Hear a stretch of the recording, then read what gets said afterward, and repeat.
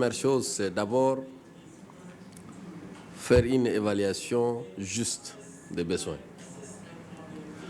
Souvent, les pays, tout comme les organismes qui interviennent, s'intéressent davantage aux études de faisabilité, mais pour mettre des moyens pour la réalisation des objectifs, ils ne bousculent pas les portes. Malheureusement, c'est le constat.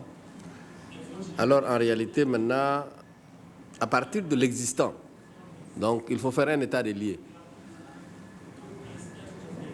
Cet existant doit tenir compte de l'analyse du passé, comment les choses ont évolué, et comment les besoins sont aujourd'hui plus qu'importants et croissants. L'avantage maintenant de la météorologie, de la science en général, c'est de prévenir l'avenir, c'est d'anticiper les situations qui vont venir.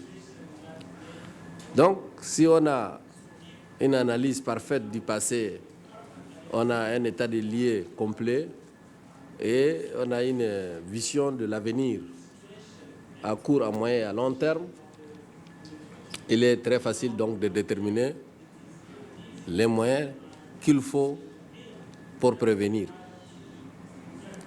La solidarité dans cet aspect est extrêmement importante, la solidarité mondiale.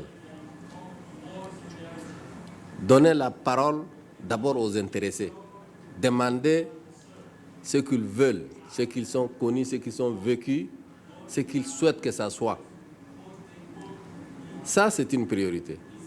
Parce que souvent, on décide à leur place, on réalise des objectifs qui ne correspondent pas à leurs aspirations, à leurs attentes. C'est pourquoi créer une synergie en élaborant une stratégie qui met en œuvre les savoirs scientifiques, les décideurs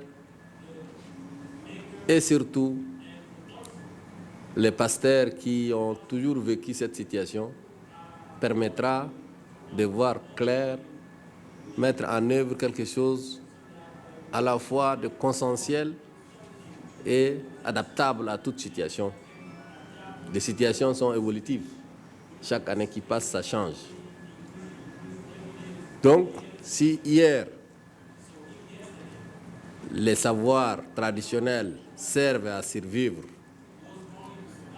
servent à s'adapter autant que faire se peut à des situations qui se créent, aujourd'hui, avec la vision scientifique, il est possible de prévoir de façon approximative ce qui va être fait, les phénomènes qui vont venir dans les années à venir.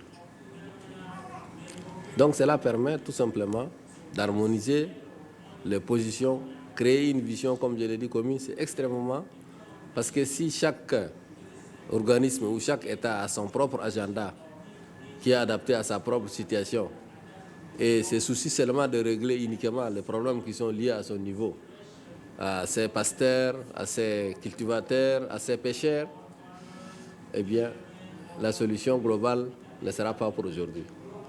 La solution doit être globale, doit être conçue ensemble et doit être gérée ensemble avec une responsabilité mondiale.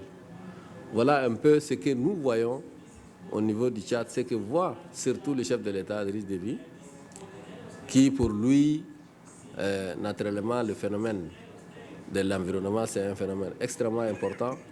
Les actions concrètes pour la ceinture verte, le forum qui a été organisé pour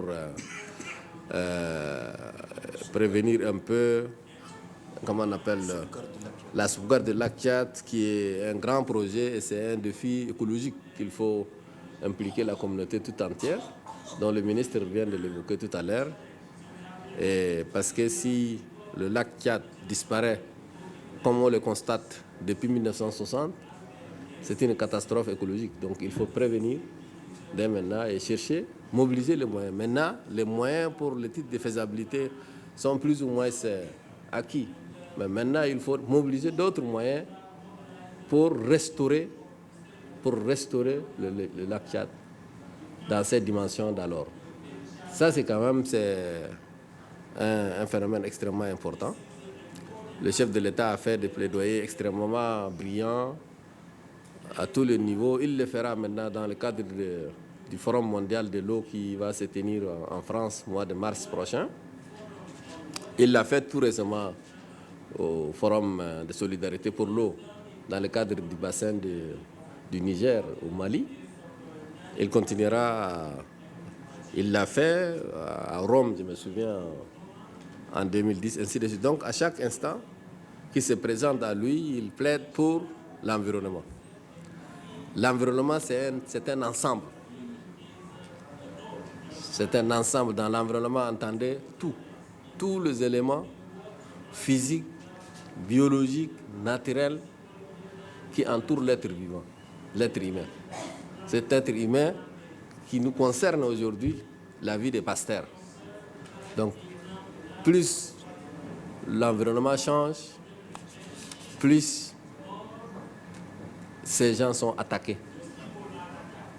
Et ils deviennent, hélas, des observateurs impuissants. Ils observent, quelquefois ils succombent, quelquefois ils survivent à la limite de leurs moyens.